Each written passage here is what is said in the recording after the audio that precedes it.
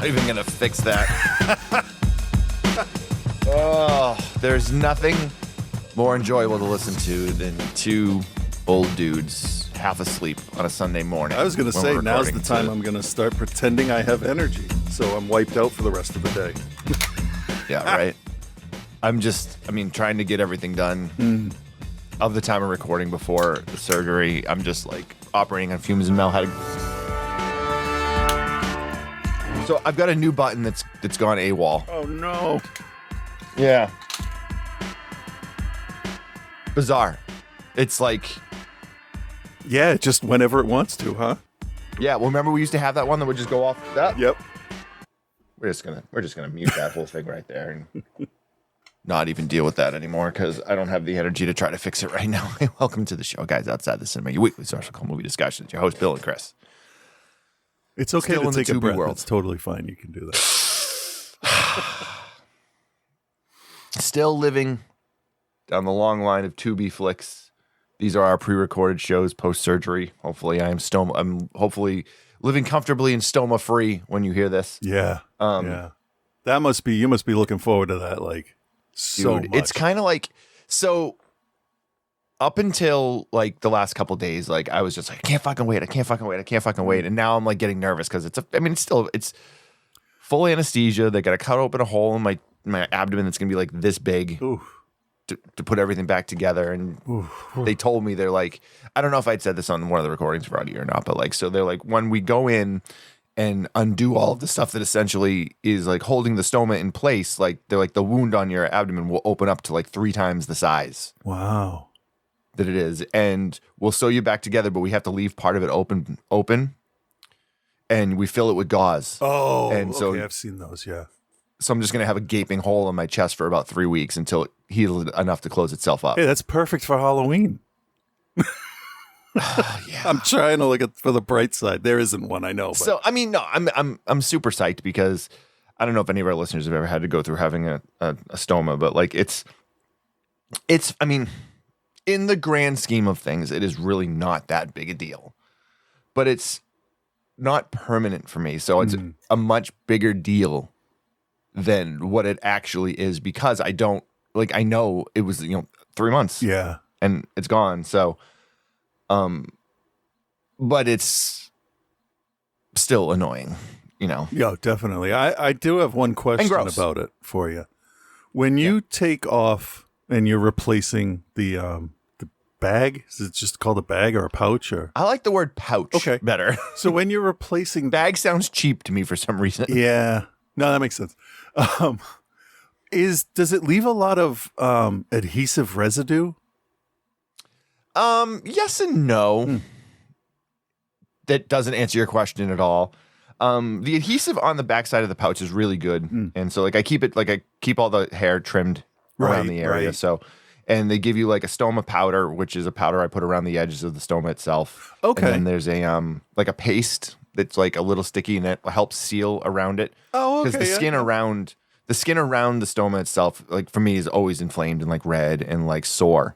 Is that? I shouldn't say always, but like more often than not. Seems like that's a normal thing, is it? It sounds like you have you have an internal part of your body exposed, so I can't imagine. Well, yeah, and you have the edges of your skin constantly being doused with acidic poop, essentially, because I have an ileostomy, which is coming out of my small intestine. Okay. So there's 2 things brought up. There's the bottom of the small intestine and the top of the large intestine. So they're both there. But it's the type of thing where like it's more watery because most of the water removed from feces. This is so fucking gross to talk about. Well, you could just say food as it's being digested. Yeah, as you digest your food, it doesn't really, your body doesn't remove the majority of the water until it gets into your large intestine. And so I'm being relieved at the bottom of my small intestine. Right. So it's, even when it's like a pudding consistency or whatever, like it's never like, I don't drop deuces into the bag or something like that. So, but it should be gone at this point when you hear this. So nice. So follow me on Instagram. I'll let you know I'm okay. Do you need to drink more water? Because I just need to stay hydrated. The issue is that a chunk of the nutrients that I would absorb don't get absorbed. Right, right. So I need to make sure I'm taking extra vitamins and stuff. Oh, okay. But it's not like a drastic amount. Like, it isn't like I would like, not have enough nutrients or whatever. Okay. So I was wondering about the adhesive because rips all our diabetes sensors and stuff like that. They stick really well, but you need like alcohol pads to rub the stuff off and get the skin clean. Yeah, I have two things. I have a spray adhesive remover, and I have like little pads that are specifically an adhesive remover. Okay. The difference for like what I have with what she deals with most likely is that I constantly have matter building up behind it. Yeah. So like the edges always, I should say always, most of the time stay sticky, but then like it'll start to like bubble up underneath as like the matter in there kind of does away with the adhesive directly around it. Okay. But I mean, I'm almost done now, and I have enough supplies that I'm just changing it each day, and it's been easy. Oh, that's good. Because usually you let it go 3 or 4 days in between changes, just because the stuff is expensive. Oh yeah, of course it is. Because fuck everybody, right? Yeah, my insurance covered most of it. Good. But there was a few things like the adhesive remover. They charged me for the adhesive remover because they said it was a non-essential item. So like, whatever. I can't wait until we smarten up and health insurance isn't tied to employment. It's gonna always be there. It's never gonna change. I don't know. Never gonna change. I don't know. Everybody said that Biden wouldn't drop out. I don't know. Not everybody future is said in that. flux. Not everybody said that. When you guys hear this show, the election is probably only like a week and a half away, right? Oh yeah, right. November. What is it? November. It's a month from now. From today, it's like the day 30 we're days from now. recording. Yeah. Yeah. Huh. Crazy. We're gonna come back live in a whole new world.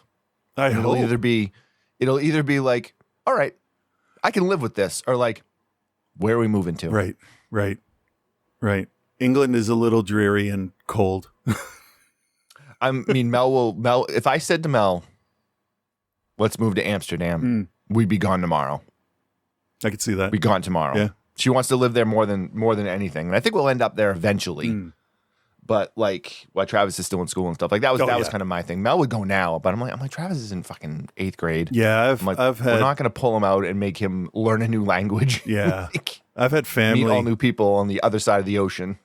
Yeah, that can be really rough. I had family that moved across country while one of my cousins was in high school, like middle of high school, and it didn't work out well. He's fine now. He's great. But at the time, a teenager moving to California, it's there can be bad influences and a lot of new stuff you've never come across.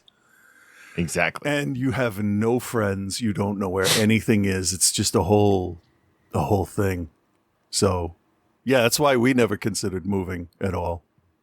No. All right. Moving along. Yeah. Into the show this week. I think it's going to be interesting to talk about, at least. Tubi Original. Tubi, I believe they had a hand maybe in making this. The remake of Terror Train, which is something I didn't even know existed until I started looking at the Tubi Originals list. So, yeah, a remake of the Jamie Lee Curtis early 80s slasher flick Terror Train, which is, and it's not one of the slasher movies that you're like, oh, like, I'm married to this if they fuck it up. Right. It's an issue. It's one of those ones that's movie, though. It's solid, but it's not. I don't think I would call it like a classic of the genre. Like if I made a top 10 slasher list, I don't think Terror Train even falls on it. No, this feels more like a dirty version of Murder on the Orient Express, which is kind of what it is. Yeah, and that's not a bad thing at all. This is more of a mystery slasher. That was tough to say. Yeah, and that's exactly what the original was too. So yeah.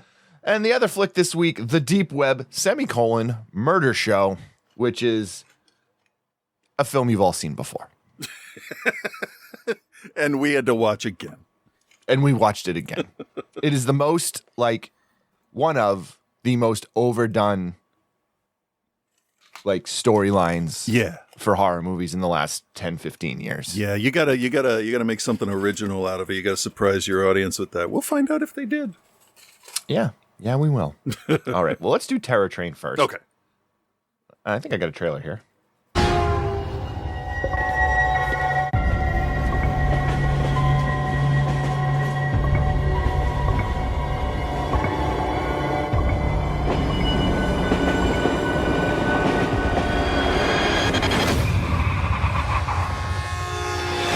I just wanted to welcome you all to my first big party as frat president. Let's make sure we play our parts accordingly. Okay, everyone, it's time to get this party started. Oh my God. It's just a big prank. Are we having fun yet? They were waiting.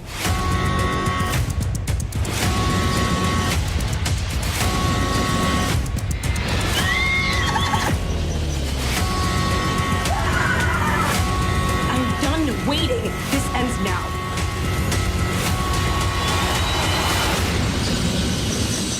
Rowdy crowd out there tonight. Terror from Tubi Originals.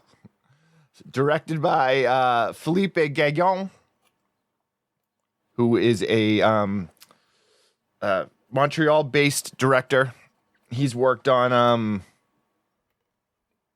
Terror Train and Terror Train 2. Yeah, which I found out after reading the trivia. They filmed both of those at the same time. Yeah, we'll get to Terror Train 2 in a couple weeks, I think. He's actually that was a downplay. He's worked on a bunch of stuff. It's just not really anything of note that kind of really broke through. Not yet. I'm looking at the stuff here. Yeah. I like to be hopeful for people that show some promise, because this was it looks like he worked on some Montreal television stuff. Urban Myth Chillers. Okay. I'm guessing some of these are French language. Hair of the Beast, Do No Harm, Good Sister, Trigger Point, Amber Alert. So he's worked on a bunch of stuff. He looks like he lives in that kind of low budget, made for TV horror film, like Lifetime style horror films. Well, that's not bad. You can make a living off of that. That's good. Oh, nothing wrong with that. Yeah. Nothing wrong with that. So Terror Train original, of course, starred Jamie Lee Curtis, one of her prominent roles after Halloween, when she was still living that Scream Queen life before she showed up in trading spaces or trading places. Right. I forgot about that. So this is very similar, almost exact of the storyline of the original. It's just updated. Yeah. For modern day. I was impressed how close it was to the original. It's one, and it's a fine line. And we talk all the time when we talk about remakes about, like, we bitch if they change too much. Mm-hmm. And then we also bitch if it's too much like the original. Yeah. So it's a very fine line of respecting the original's work with keeping beats from it, but also making it your own. Yeah. I'm going to say this might not be a bad example of that. It's one, I think it's one of the better ones. Yeah. In terms of updating like whatever storylines you need to do. Like, they've all got cell phones now and like they've got like, but I mean, the story is still, exactly the same. Yeah. Yeah. You have a prank that goes wrong at the beginning. A kid ends up in a mental institution. One thing I was not clear on at the beginning, was that a real body in the bed? Yes. There was an actual actress in the credits. So, because the kid said, hey, the keys she gave me opened up more than just that one room. Wait till you see what I got. Something like that. Oh, I missed that line. Yeah. And no one knew except that one guy, but everybody else went along with it. So there's your problem. All right. So the fraternity basically is doing their rush week stuff. They're playing the pranks on the incoming guys. They get this one kid who they dupe into going into this room thinking it's this girl, Alana, is courting him. Right. And they actually have a dead body in the bed, and he climbs into the bed and climbs on top of the dead body and then kisses it, and they come in and they're like, oh, bro, you just got punked. Yeah. And he fucking loses it and ends up in a mental institution. As I guess you would be known to do, because that's a pretty traumatizing experience. That is true, yeah. I was before it was revealed that it was a corpse, I was like, how does he not see, first of all, that this is a male dummy for CPR? Right. Now he's kissing it and he doesn't okay. Okay. Okay. All right, that's good. So they take him out in the ambulance. We learn that he ends up in a mental institution. We have Alana, who is our final girl / main character. She is like, no, we have to tell the cops what happened. And then this is where we learn more about the Doc character. He's a pre-med student, apparently, and he's a fucking asshole. Yeah, I don't know why they give in to him, though. That part confused me. Yeah, because nobody likes him. No. Like, he's got that. There's a bunch of times where they just keep talking about that kid Mo. Was it Mo? He's like the only friend or whatever. He's like, I'm your only friend you got left. Yeah. So, but basically, this guy runs the fraternity, and he runs the fraternity with a fucking iron fist. And he's that guy of like, everyone has to listen to me, or I'm going to make your life a living hell. It's a really good update of the 80s Better Off Dead douchebag. Yep. It worked. I mean, there was a character like this from the original film too, that, all the same beats. Yeah. Yeah. Except, and it still felt like it fit. It wasn't a weird thing. No, nothing. This actually, no. Like, storyline wise, they hit what they needed to hit. Yeah. So he basically tells her, and he tells everyone else, he's like, listen, nobody's going to say anything about this. Otherwise, and she's like, yeah, bullshit. And then he threatens her. Well, her whole thing was she was an incoming freshman too or whatever. So she was new, and he's like, I'll make the next 4 years of your life a living hell. Yeah. And she's like, oh, all right. Well, okay. Yeah, really so easy to shut her down. Yeah, we fast forward 3 years, and they're taking their senior trip, and they're taking a party train, whether kind of like a party bus or a booze cruise or whatever, but it's a train through like the mountains, and it's supposed to be Canada. Oh, it is supposed to be Canada. Okay. I think so. That's what I gathered. All right. Sounds good to me. Maybe some innocuous state near mountains and stuff, but like I definitely got it's a Canadian-made production, so it definitely felt very Canuxploitation. Yeah. So they're going to all go on this train. But then a masked figure shows up and starts to knock off a few of the people. And it ends up on the train. Yeah. Specific dressed people. as these other people, because it's a masquerade Halloween ball type get together. So everyone's wearing costumes. So we have a creepy clown mask. We have the lizard guy, which is the clown and the lizard are from the original movie too. Just updated look. Yeah. The lizard actually isn't even really look that much updated. No, it doesn't. I like that. Exactly the same. I like that. That was good. So the murderer then kills one person, takes his outfit, gets on the train, and we learn that the train is going through a very like remote area that doesn't have any cell phone service or anything. And that's almost done by design, because they want to be able to like let people like do their thing on the train and not have to worry about it or whatever. Right. And it's a good, it's an acceptable plot device to. Yeah. So as they're leaving, they've hired a magician who in the original film was played by David Copperfield.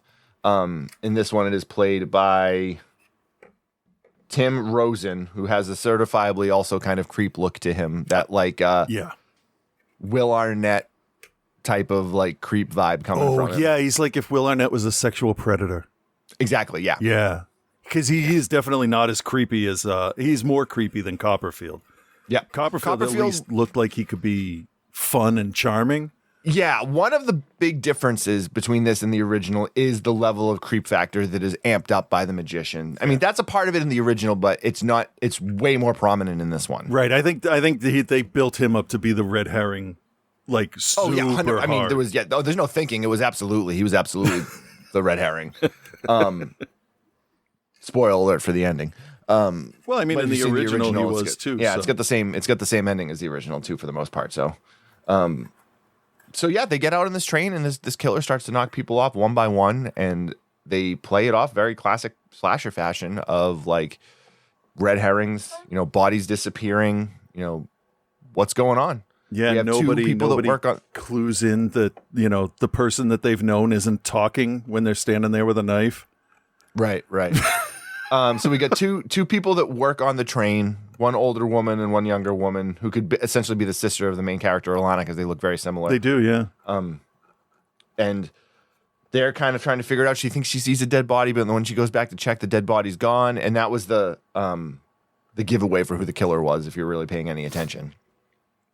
At least for me, it was. Okay, yeah, no, I can see that. I wasn't trying to think about this one, because I'm like, if I keep comparing this while I'm watching it, then I'm not going to remember anything. Right. So, it plays out. The magician's doing his show. They think he might be the killer. And then one of the kids gets killed essentially like in front of everybody, but nobody actually sees anything. which is built upon the fact that the Doc character, who's the asshole from the fraternity, is always playing these jokes on everybody. Yeah, really. So the whole thing is like, everyone's like, it's a joke. It's not even like a real thing anyway, until they're like, oh, no, that guy's dead.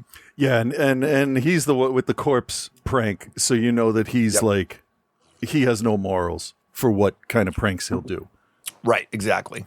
So you got relationship issues, because Doc, his girlfriend, they're both messing around on each other, and Alana's boyfriend's messing around on her, and then the guy that's the new head of the fraternity, because they let you know that they elected a new president of the fraternity, and Doc isn't the president anymore, mostly because everybody was just sick of his shit. Yeah, the new president is I don't use this word a lot, but he's just a fucking dweeb. Yeah. I was elected president. But almost like completely different reason for being unlikable. Yeah. So, I mean, without getting into too much of the mud and just kind of running through the plot points here, it's all fairly solid.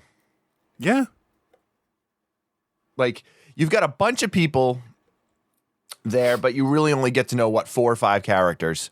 So it's all very insular within the larger thing, which really is, I think, kind of what you want from a film like this. It gives you, but there's not a lot of bloodshed, and they make it clear pretty early on that the killer is going after specific people. Right. Which doesn't make sense as to. No, it does. No, that's not right. Well, if they think that it's this guy returned, then yeah.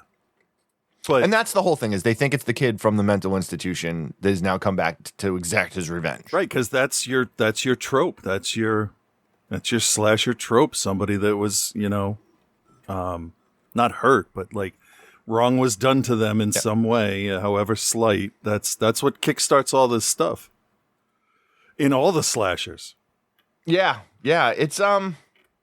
It's all very paint by numbers, but I think it's done in a well enough way. I mean, I would say I went into this expecting it to be terrible. Yes. Like most remakes are. And then the fact that it was a Tubi original, I also was like, oh, well, there's no way. And Kyle actually told me, Kyle watched it, and he's like, did you watch Terror Train? I'm like, yeah. And I'm like, no, we're going to cover it next week. He's like, give it a chance. He's like, it's actually not as bad as you're thinking it's going to be. And I'm like, well, I'm thinking it's going to be real bad. So, well, it's not Prom Night, the remake of that. The Prom Night remake is still, I feel like, the high water for terrible remakes. Yeah, number 2 would be that Black Christmas remake, right? I remember that being pretty bad. Which one? Didn't they do 2 remakes? I don't know. There was one with them all in a hotel. What was that one? And it was like the father was a detective or a murderer or some shit. I don't know. It was just... Father was a detective or a murderer. Yeah, well, it could be both. It felt like a Halloween episode of Gilmore Girls is what I'm saying. I don't even know, man. I never watched Gilmore Girls. I have no idea. I mean, it's just like all those other teen dramas from that time period. Yeah, I didn't watch any of them. Because I wasn't a teen anymore. Doesn't matter. Never will be. Yeah, I could be. I could be 113. That's true. It won't, but I think the best way to enjoy this one, though, is to kind of just lower your expectations for it. Go in and just take it for the train ride that it is. Yeah. There's really, unfortunately, not a lot to say about it. So let's.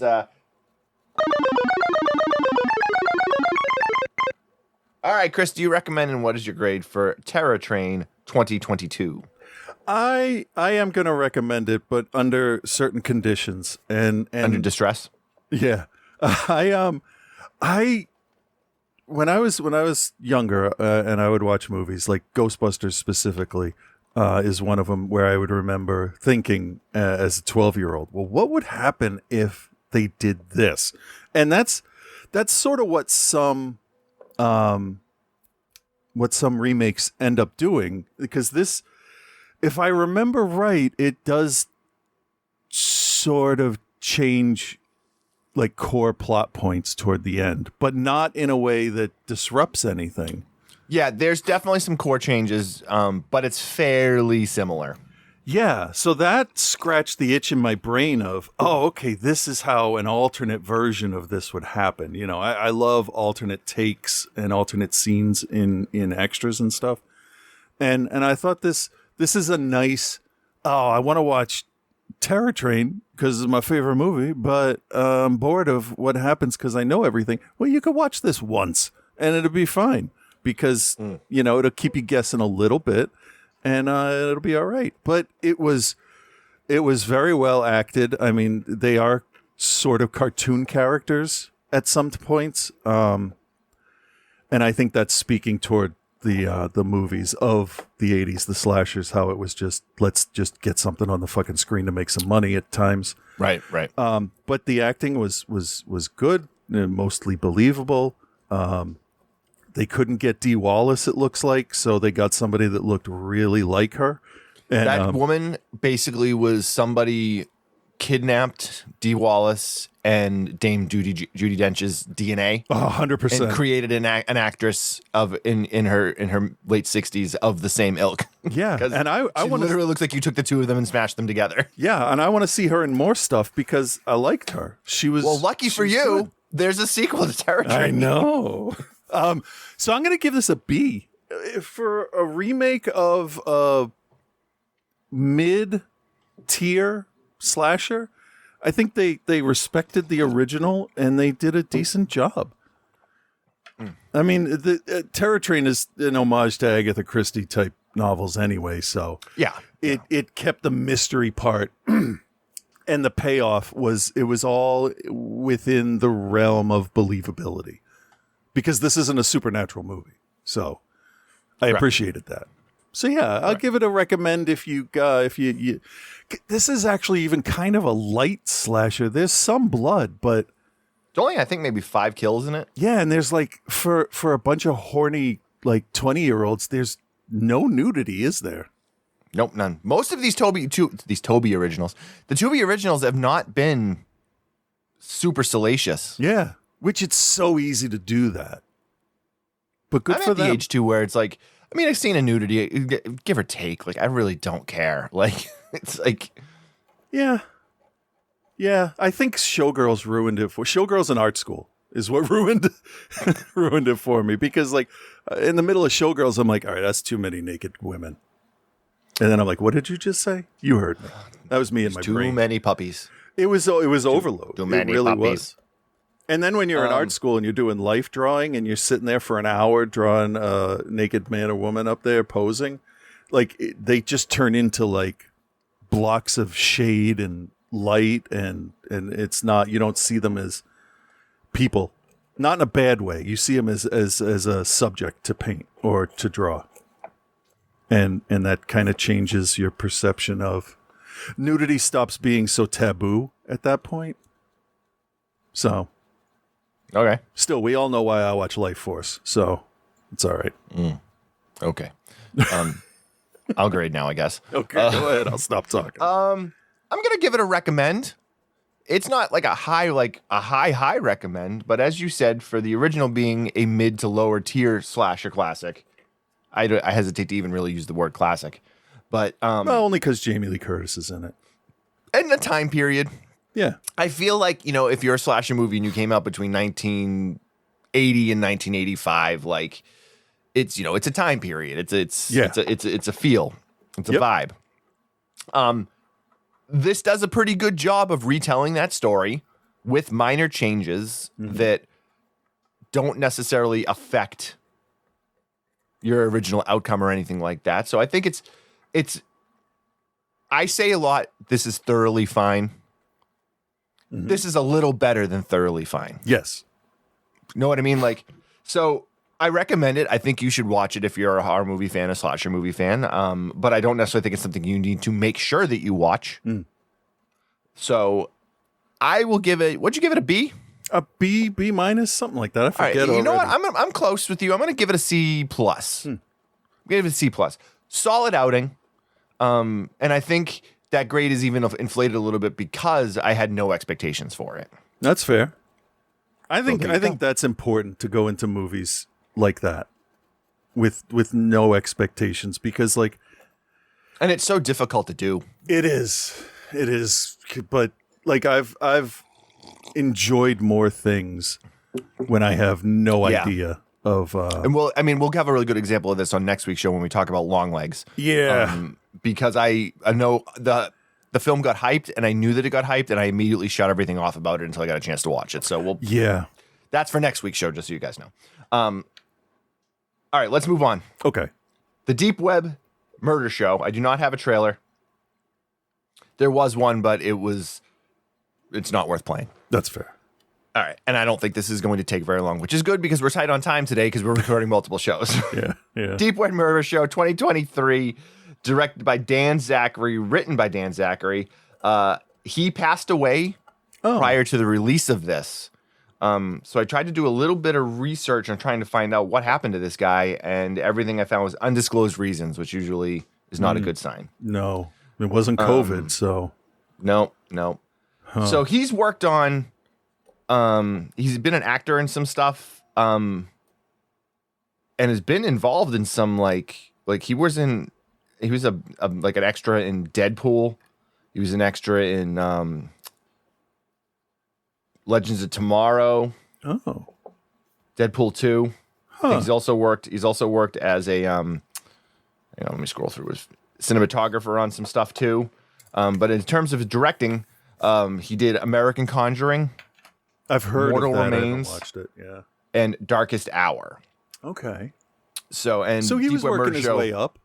Yeah, he was doing. Yeah, he's a little bit older than he was about your age. Okay. When he passed away. So great. That won't. But yeah, but undisclosed reasons is usually he was doing some drugs. We don't want it to get out there, but maybe we're wrong. Either way, yeah, no. R.I.P. Obviously, R.I.P. for the gentleman. He's, he worked hard, and he wrote and directed this, so he definitely was putting himself into this. Yeah, and I don't want to be too mean, but this is not a good movie. No. Podcaster's search for clues into his sister's death lands him on the deep web, where he uncovers the Murder Show, in all capitals. Mm-hmm. A site where the highest crypto bidder selects how the victim will be killed. If you are watching them, they are watching you. Does it sound familiar? No, because I've never watched a movie before in my life. I mean, yes, obviously. But we've seen this played out in countless movies. We'll just use Saw as an example in terms of not the bidding, but the game aspect of it. Hostel and Saw, they're the two of them. Hostel was what the other one. There was the next one I was gonna say. And I can't think of it offhand, but I know there's a couple films that we watched that are almost with the online deep web people being murdered on a website thing. Yeah, one of them I watched. Wasn't it The Furies, where they had the cameras on them, so the slasher was attached to one girl, and people would watch. That was actually. I thought this is how that was gonna. That was how this is gonna go, but it didn't. Wasn't that Rob Zombie one we watched like that too? 31. 31. Yeah, it was. It's your typical kidnap some people and then go kill them. Yeah, for game or whatever. Yeah. Yeah, and it's Squid Game Battle Royale. It's inspired by all of that. Any normal person against normal person kind of thing for the rich people's entertainment. It's Caligula or whatever. I don't know. Yeah, and the guys that are doing the shows wear these creepy ghost masks, and they look like one of the girls looks like the girl from The Strangers. Yes. So the masks aren't even original. So I thought they looked good though. They weren't. Well, excuse me. They were fine. The girl's mask I liked more than the rest. The clown masks don't really do it for me. Well, we've seen them so many times. Yeah. It's it would be more interesting if it was just an innocuous white face mask, which we've also seen a bunch, but that's just better, I feel. Yeah. All right. So we meet Ethan, who does a podcast that basically is ripping up different police departments for mishandling true crime cases. Oh, yeah. So with that said, I need to just tell the Uvalde Police Department to go fuck itself because they're filled with cowards. So I can understand where this kid's coming from. It happens. Yeah. It happens. It should. So he does this podcast, so he has not made any friends in law enforcement. Yeah, no kidding. But that's, it sets the story right. Oh, 100%. I like that. That was a good So we meet his sister and who of her friends at the opening where they've been out partying all night. And his sister gets a text message to basically have a late night hookup whether it's a Tinder thing or whatever. I don't know. They're like, oh, do you even know this guy? And she's like, oh, yeah, I've met him like once. And she basically goes off and in the first thing, and this set my tone for the entire fucking movie. So whoever these people are, they kidnap her. She wakes up in the middle of the forest. Okay. They're chasing her around the forest. Yep. So far, so good. They drug her. Yeah. She passes out, and then she wakes up on the murder show. Yeah. So, as we learn, these guys bring these people to the murder show, and people bid to cut their hand off or like remove their tongue, slit their throat, whatever they're bidding for. Yeah. So why does she end up in that scene where she's out in the middle of the forest? I don't know. It literally does nothing. No, I had to rewind it just to make sure that, like, because she sits up and she's got chains and a camera facing her, and barbed wire, and I'm looking at it, I'm like, you could just slide that off over your head. Why are you still wearing that? That's even splitting way more hairs than you need to, because in terms of the story and what they're telling, yeah, that scene doesn't need to be there. There's no need for it because they don't kill her in the forest. Nobody's bidding on anything in the forest as far as we can see. She's got a GoPro wrapped in barbed wire hanging off her. Yeah. So we're assuming that somebody's watching somewhere. But like there's no reason for it because none of the other victims in this go through that same scenario. They all just wake up in a dog cage at the murder show. Oh yeah, that's true. Okay. So I say something really early about the way they held these people captive? Mm-hmm. I've had dogs. We have had 6 dogs so far, and I know those cages, the dog crates for sleeping. I got one. Training. I got one for Bark. Fucking stand up. That's it. Just put your back into the top of the cage and fucking stand up. You will rip that thing apart because it's not made for a human to exert force. Right. Yeah, no, I agree. That was one of the things I noticed too. I don't understand the whole, oh, I'm trapped, I'm not going to defend myself thing. That just pisses me off. Yeah. Yeah. Anyway, so they kill his sister. They kill his sister, and then we're introduced to the murder show. Mm-hmm. So Ethan has to come home for the funeral and stuff, and he has to go to her house, and he realizes she's got this like cipher up on the wall, and he's looking at it, he's like, oh, well, that's interesting. And he's a true crime podcaster, so he's got some investigative skills. And he's going to use them. He wants to try to figure out what happened because all they know is that they found her body, and that was it. They got no leads, they got no suspects, they got no nothing. So he meets up with her 2 friends that were out with her that night, and you can tell there's a little bit of a spark between him and the one named Kate. And he's like, hey, can we get together and talk? And she's like, I gotta work, but I can come and help or whatever. And then Claire's the other friend, and then Claire disappears. So you already know, you're like, oh, they got Claire. Yep. So these guys from the murder show are watching him the whole time. They were able to hack into his phone, and they're sending him photos from her autopsy and like all this just creepy shit. And just, so far, so far I'm like, okay, that's really abusive. Good. That's how you make people care about your main character. Right. And they're doing a good job of trying to scare him away. Yeah. But he's not going to because, he's an investigative journalist essentially. So he's dealing with Kate, and he talks to Kate about how she talked to the police and like this and that. And so he goes to try to talk to the police. And again, immediately you're like, well, he's involved. Like within 2 seconds, I'm like, he's involved in this somehow because look at him. They didn't even hide the fact that he was off, I guess. Yeah. Like he looks like the kind of guy you would expect to be running this thing. And the way that he like responds, and it's just like, okay, I get it. You did a good job of setting up the fact that the cops aren't going to like this guy because of his podcast. Yeah. But like most police officers are going to listen to what he has to say and at least look into things. Or pretend to. Yeah. Or give him some sort of like, hey, listen, there's nothing we can do about it because of X, Y. This guy's just like, hey, fuck you. Oh, yeah, you said we're lazy and we can't do our job, so forgive my incompetence, but get the fuck out. And it's like, yeah, dude, that's like a fireable offense because you're not doing your job. Right. So he then enlists Brendan Fletcher, who he's just a guy they hire. Like, hey, you were in that movie once, right? All right, yeah, people will recognize you. We'll put you in this. And he plays the same character in every movie he's in. Yeah. And he's That's not his fault, though. That's his agent and his casting directors. Yeah, and he's just collecting paychecks. So he plays a hacker. And the whole thing is they talk about with the friend how she and Kate and the other girl got onto this website on the deep web, and they do a fairly decent job of like they name drop Tor and stuff so that like at least you're like, okay, well they're actually like going to the deep web. A little bit, yeah. It was a little more believable than other stuff we've seen.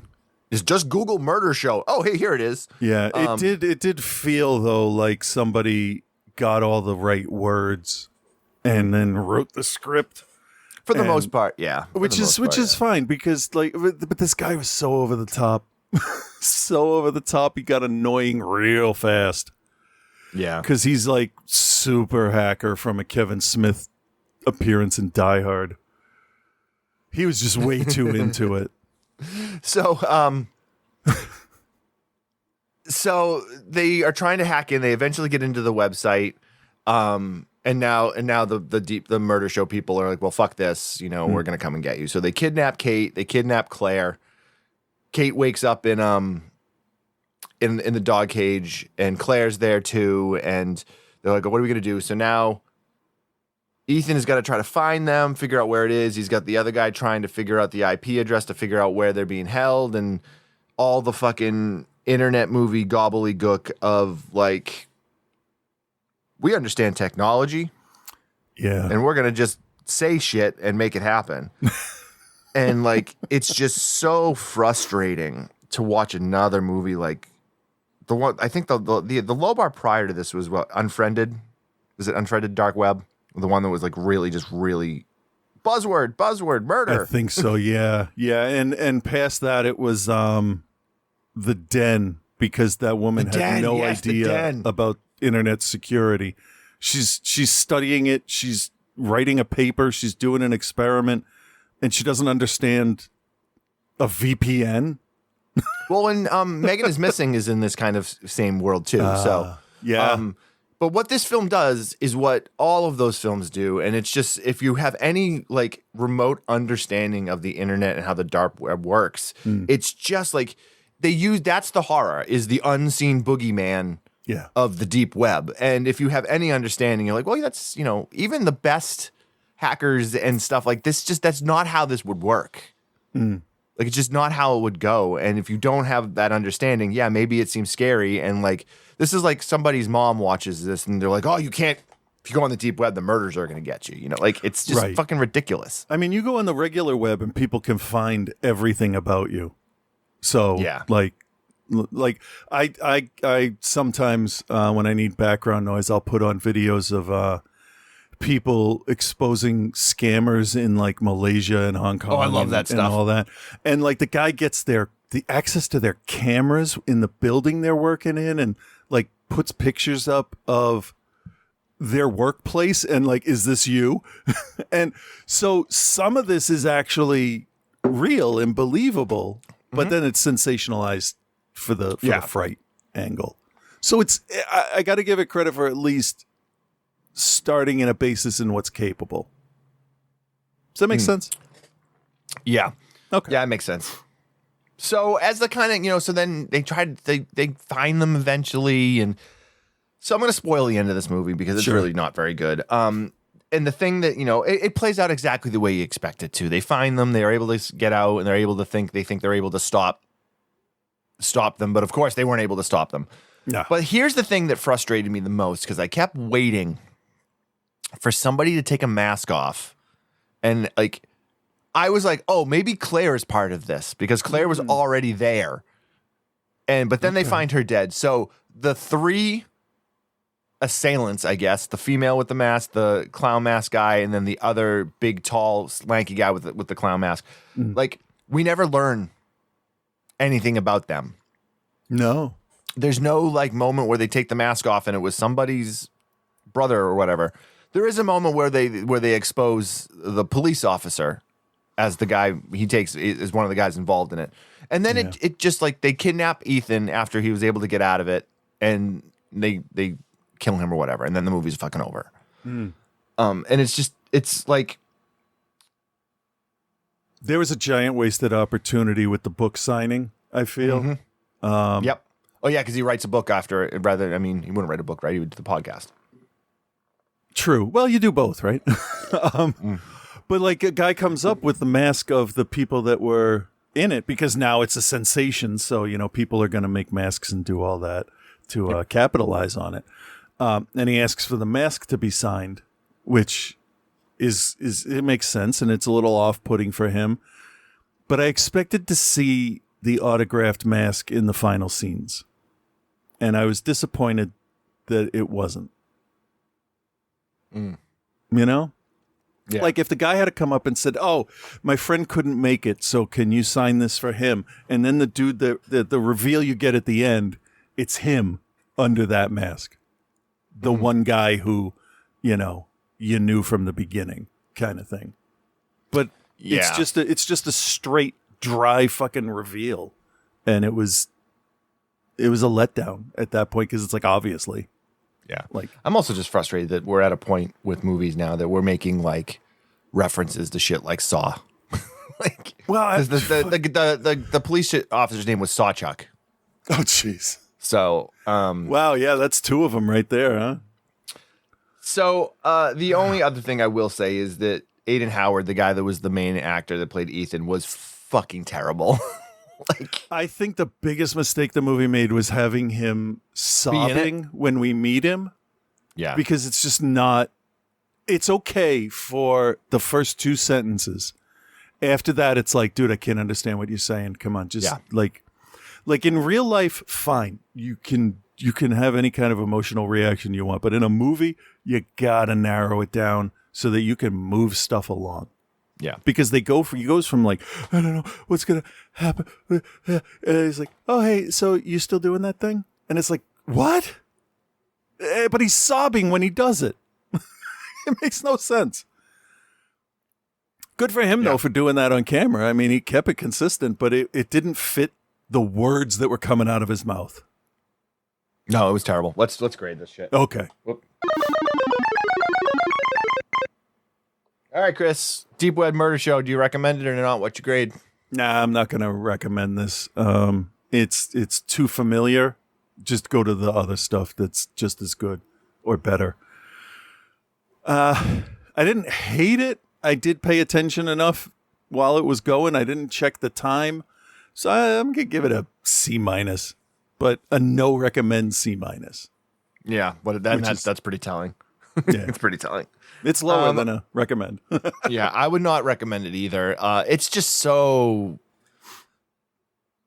like you've seen everything before. There's nothing done in this that's even remotely original. Yep. And it's just kind of like I've seen it done before. It feels like a student movie. Like, is it almost what it feels like? If it was, I would feel different about it. Yeah, but it's not. It's from a guy who's worked in the industry for many years. So. Yeah. I mean, some people are only capable of doing so much, and I'm gonna go D+. I'm gonna go D+. Okay, so I can't really do much more than that on it. So, all right, let's visit Reverend Scott and see what he's got. All right.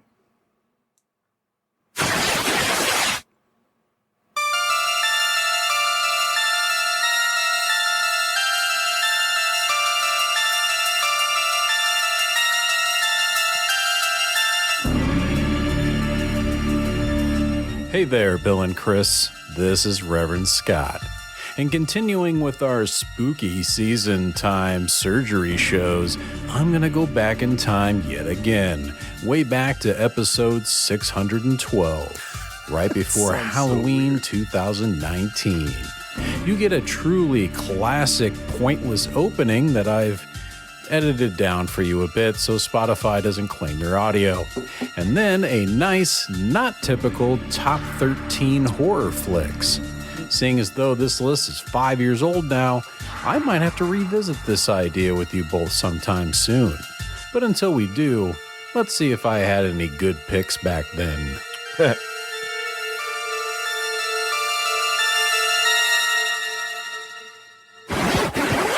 I love this song. There's a song called Lonely Boy. And it's like AM gold. Like it's like one of those like things. Oh, yeah. I like the chorus. It's like, what a lonely boy. I mean, he had a number of hits. This is probably his biggest hit song. Wait, here it is.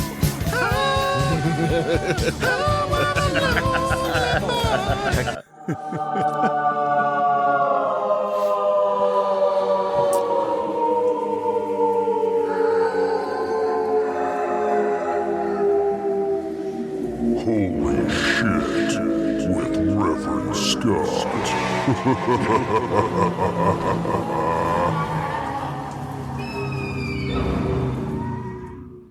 Let him Excited, let him give you the heavy pat. Whoa.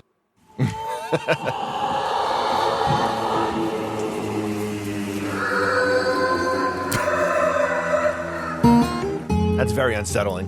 It is. I don't like it. Hey Which there, means it'll Bill be and in every Chris. show. This is Reverend Scott, and welcome to Holy Shit. Halloween edition. Ah, fuck. Yep. And what makes this Halloween edition, you might ask? Well, besides the spooky intro and the spooky music, I've decided to join in on the top 13 horror movies. I'm a pass, man, but thanks for coming. Sorry, Bill. This is not American Idol. You can't just vote me off the show. It's a D for me, dog. Anyway, let me make a caveat before I treat you to my list. These are not the top 13 horror movies ever made. These aren't even the ones I consider to be universally regarded as the best. Hell, I tried to exclude all the big dogs. No Nightmare on Elm Streets, Friday the 13th, Halloweens, and so on. This is a list of horror movies that really stuck with me for some reason or another. They've all been out a number of years, so they've stood the test of time as well. I tried to pick movies that probably won't get picked on anybody else's list tonight, so a little background on how I came to order them. They're in... Hey, shut up! Okay, I'll skip that part. Number 13, a Serbian film. Wow, really came out swinging, didn't I? Not sure I call this a favorite movie, but damn, it's stuck with me ever since the one and only time I saw it. Not much more I want to say about that one. And at number 12, Paranormal Activity, Part 3. Yes, Part 1 was a phenomenon, but I think Part 3 was the only good sequel after that original. They introduced a lot of good tension and spookiness with the camera on the rotating fan, and I do love a good ghost movie. Next, starring world-renowned Naomi Watts from the 10th annual OTC Throwdowns motion picture movie, The Shaft, my number 11 is The Ring, one of the best American remakes of an Asian horror, and this movie freaked me out for weeks afterwards. I didn't want to answer the phone or watch any VHS cassettes, I can tell you that much. It also set in motion a series of remakes of Asian horror movies that seemed to go downhill very quickly. Hell, they're not even going to stop because they're remaking The Grudge yet again for the second time. I forgot about that. At any rate, number 10 is Dawn of the Dead. And as I say, no major horror flicks, so this will be the Zack Snyder version. Another one of the better remakes of a horror classic, and it introduced me to Richard Cheese, so he gets a spot on my list for that alone. Number 9 is Shaun of the Dead, because it's better than that remake. Arguably a comedy with horror aspects, but it's one of my favorite zombie movies nonetheless, so it gets on the list, so fuck you, whatever. And at number 8, keeping with the comedy horror segment of things, this is Cabin in the Woods. I love what this movie did with horror tropes and how it went in an unexpected direction with the doll, all including Thor. And it had a unicorn kill, too. And at number 7, a full 2 years before Tim Curry made Pennywise the scariest clown on television, the killer clowns from outer space were making clowns deadly on the silver screen. To this day, I still dress up every couple years as a 7-foot-tall Slim the Clown from Killer Clowns, and it's worth it every time. Number 6, another movie that is partially comedy but did something very unique with the horror genre.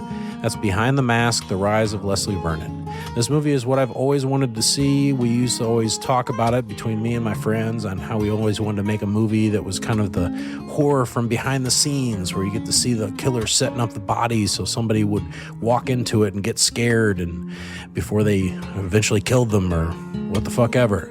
But that's kind of what this movie did, so to speak. And I still hold out to this day for hope of a sequel that we'll probably never see. Number 5 is not A Nightmare on Elm Street or Friday the 13th, but the combination of the two that I thought would never happen. Freddy vs. Jason was probably the best we could ever hope for in regards to a fight between these two horror icons. It includes probably the best Jason kill of any Friday the 13th movie, of him stabbing that dude in the back with a machete and then folding the bed in half, and the bloodiest fight you'll ever see at the end of the film. But does it deserve to be in my top 5 horror movies, though? Yes. Yes, it does. Number 4 is The Mist. I don't know if it was the giant Cthulhu monsters, the killer spiders, the terrifying religious zealot, or the nihilistic ending, but this movie really stuck with me over the years, and not so much that I suffered through the TV series, but enough to make my list. Oh shit. I forgot about Top that. 3 time. My number 3 likely was already mentioned, but if not, here it is. Event Horizon. Space is usually where most movie series go to die. Friday the 13th, Leprechaun, Hellraiser. But Event Horizon showed Star that Wars. even without an alien involved, you can make space horror very terrifying. My number 2 is the only other movie on my list with subtitles. I have to thank Trick or Treat Radio for turning me on to Train to Busan. In a time when I thought you couldn't do another zombie movie and make it either scary or enjoyable, Train to Busan proved me wrong in every way possible. I was like, zombie movies are dead. If I'm not mistaken, I am mistaken. Okay. So I guess that just leaves us with my number 1. I know this has been a long one, guys. By now you're probably thinking, What the fuck did I do to myself? but after this, it's all over. My number 1 should come as no surprise to anyone. I have championed everything in this movie, from the gory deaths to the hilarious commentary track on the Blu-ray, the only movie to murder a teenager with a 400-pound pane of glass and dismember a man with a barbed wire fence after he talked about hiding his porn. That movie, of course, is Final Destination 2. This movie will never be on the best horror movies of all time list for anybody, so I'm putting it on mine. I can't count how many times I've laughed at the hilarious over-the-top gore in this movie, and I count it as one of the best sequels of all time, one of the few that's better than the originals. So that's my strange list of top 13 horror movies. If you didn't like it, make your own fucking list. It's very late now, so I must be going. Peace and love, guys.